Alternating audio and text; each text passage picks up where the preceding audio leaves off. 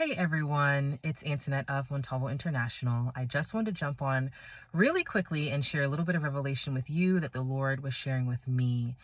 And it really just has to go along with kingdom identity and just standing firm in who God has called you to be and who he is calling you to be, and not so much on your circumstances. And, it very much makes me think of the virtual conference that we had back in September. One of our topics was on kingdom identity and just understanding our confidence and our identity in Christ.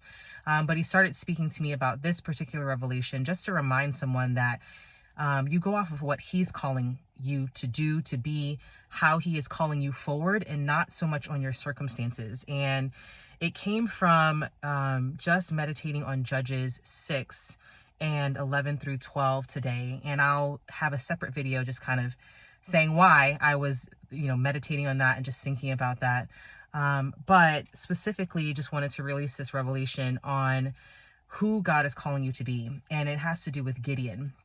And Gideon, for those who may not be familiar with the story or the context of Gideon, was in a time period where the children of Israel were very scared. They were living in caves. They were attacked by many enemies. Their confidence was, shot.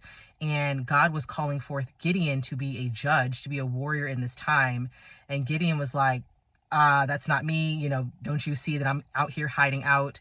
Who am I that you would use me for anything? And Gideon is the one who asked for the multiple different signs, let me know if the fleece is wet, then let me know if the fleece is dry, then, this, that, and the other. And so the Lord, though, saw past Gideon's fears, saw past Gideon's, lack of confidence in himself, and was reminding Gideon who he was calling him to be, who God was calling him to be. And so Judges 6 verses 11 through 12 says, "Now the angel of the Lord came and sat under the terebinth tree." And I've talked about the terebinth tree before, and just talking through how God often meets in a strategic place under that terebinth tree, which was in Ophrah, which belonged to Joash the Abiezrite, while his son, or Abiezrite, sorry if I'm mispronouncing that, while his son Gideon threshed wheat in the winepress in order to hide it from the Midianites. And again, threshing wheat in the winepress it's a logical thing to do, because number one, you should be threshing wine in the wine press, not wheat. And he was really doing that to hide from the Midianites, who were literally attacking them and terrifying them.